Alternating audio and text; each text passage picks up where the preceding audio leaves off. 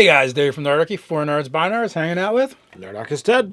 this D&D player, reluctant yet hilarious. Now the GM has a huge problem.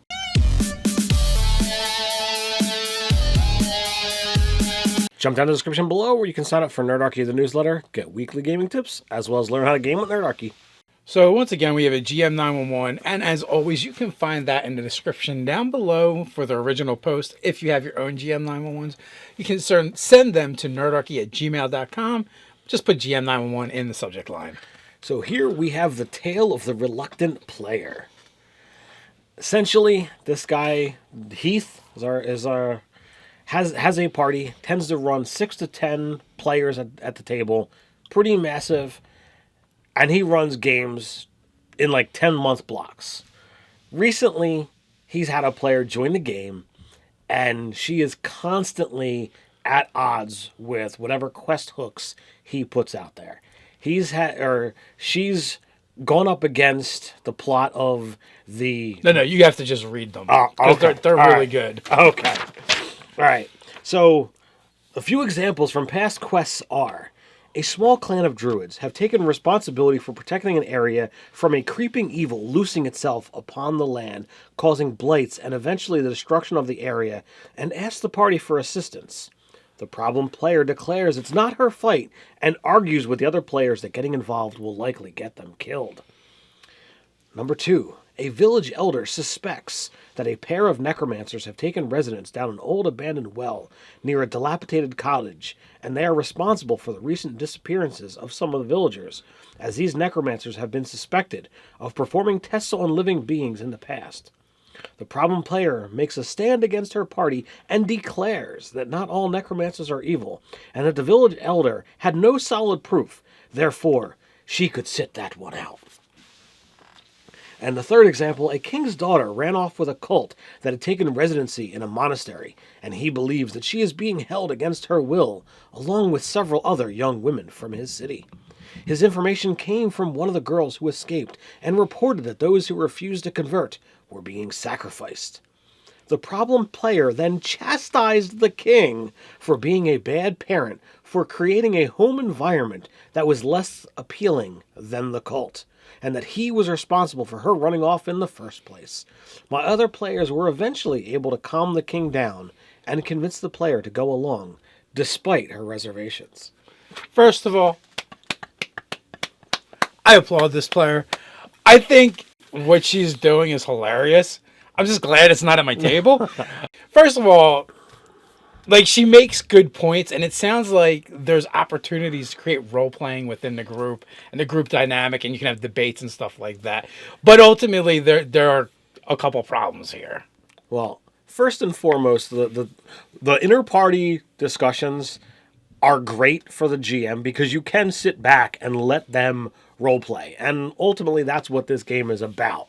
But when you're bucking the system simply to buck the system, I, as the GM, I'm willing to say, okay, you want to sit that one out? Fine, sit there, and we're going to go off and do this adventure. And I won't feel guilty, as it's your choice that you don't want to take part in this particular quest. It's okay to be the reluctant adventurer and roleplay that, but at the end of the day, it's a group game, and you should play with the group. If you can't play with the group, and you're frequently finding that that's not going to work for you, this is not a good group for you. And this is probably not a good player for your table as well. And just like you said, I would have no problem being with, well, the adventure's over here, and this is what we're doing. I am not going to flip back and forth between these 4 people and this one person just because they don't want to, because their character wouldn't do that. We've got videos on that, and that's essentially what they're doing. It's disruptive. It's not good for the game. It's not good for the group. So I would just allow that player to go off and do their thing and be like, all right, if you want to sit here all night, that's fine. But first, before getting to that, I would discuss with them, hey, what's going on? I understand you're playing your character, but at the end of the day, why don't you play a character that wants to adventure with the rest of the group? And that would make life so much easier for everyone. Change your vision so that we can all play the game together and do a cooperative game. So there's a couple things to look at. Number one, is this player doing this with every single quest? Is this like a constant, well, I want to buck up against what you're doing because I feel as a player I have that right, or like are they honestly like only doing this every so often? Like that to me is a teeter totter to look at. If it's only every so often, well, then maybe there's certain stances that this player wants to make. But if it's all the time, then you're absolutely right. Letting them, you know, go up against you every single time is a problem for the table because it's going to detract from the story if you're fighting everything. Yeah, for the whole group. So, like I said, conversation, and why not discuss with the player? Like, you can be opposed to these things for whatever reason in game, as long as at the end of the day you find a reason to stay with the party and do the things, right? Why can't you go like not all necromancers are evil? Fine, go and prove it. Like go with them and prove they're not evil, and at least you're with the party. Like you're on the adventure. Oh, you know what? The king was a terrible parent, but that doesn't change the fact that the princess is going to get sacrificed. And So you know what? I'm gonna go and I'm gonna go save this princess, and then once she's safe and home, then we're going to get into the real crux of the adventure. Find out how horrible the king is of a person, and let's dethrone him.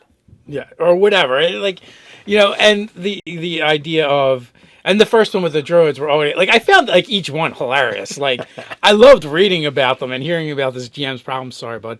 But at the same time, you really do have to make an adventurer, right? To coin the phrase and blatantly like steal the title from one of Cody from Taking 20's videos, make an adventurer who wants to adventure and be with the party. In one of our early games, I ran Talking about Giles. for a group, and Giles was the reluctant adventurer. He was a farm boy turned wizard, and all he wanted to do was hang out the library and read books and study and do that. But his master said, "You need real life experience," and kicked him out of the library, out of the tower, and said, "You're gonna go and you're gonna go out into the world and experience it." And he complained about it. He bitched about it. He drug his feet. He let it known that he didn't want to be there. But at the end of the day, he still adventured with the group. Because the NPC that he cared about and he listened to, it's like, I'm not teaching you any more magic. You're not reading one more book until you go off and do something. And he, as Dave says, he went kicking and screaming. And it was hilarious to play in this game because not only did the player role play some great stuff, but it seemed that character was then doomed because all kinds of awful things wound up happening because of bad rolls from that player or other players. This guy got set on fire, knocked unconscious, and then thrown into the river. It was hysterical. Yeah, so the reluctant character is not an issue at all. It's perfectly fine.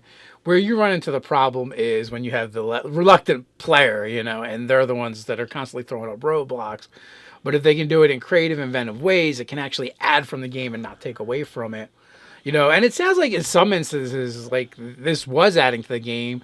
You're interacting with NPCs, maybe not in the best way, but it's okay. I'm totally for throwing a monkey wrench in the works of the game, as long as it creates fun and interesting things, and we're all playing the game together, and it works for everybody.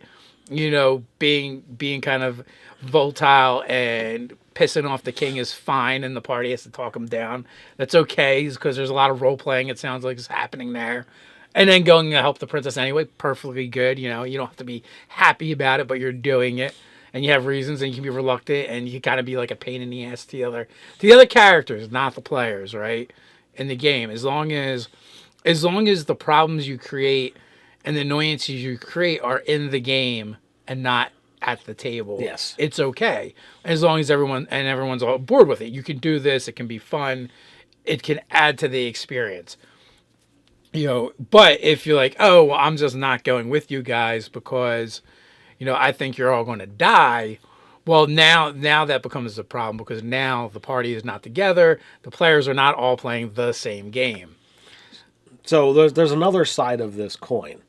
Should this player then cause the other characters to not interact with that particular story, okay, we'll leave this quest hook alone. You spend a couple of days around town. Yay, everybody survives. Continue the story. All right, that with the druid, the land is then been destroyed. Well, you know what? Now the farms are dead. Well, not even that. I would do like the forest. Oh, that forest you don't want to help save? No worries. It's better than ever. It's actually at the edge of the village now. Oh, and it is creeping and crawling and full of evil. Maybe we should have dealt with that sooner. See, I was going in the other direction. It was blighting the land, so I would say it's destroyed all the crops. Oh, I thought it was like creating blights, like the monster.